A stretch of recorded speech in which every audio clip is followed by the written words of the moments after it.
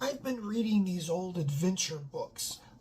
Most of them are written between the 1920s to the 1950s, detailing the exploits of travelers who were going around to some of the most remote and strange places in the world, risking it all, usually for no apparent reason than the experience of it, the remoteness of the experience. This one is called, I'm not sure if I can say these words here.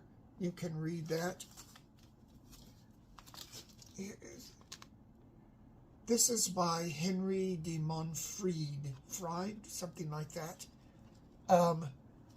He was a guy who, he was a European guy, but something about his looks, and then he got out in the sun, out in the Red Sea, where he was doing all this pearl cultivation and fishing, and his skin got so dark that he was mistaken for one of the locals, and he spoke the language fluently, and he had his little boats. It's got all kinds of little old-timey pictures of himself and the people he was around, and he had all these fantastic adventures. See, here's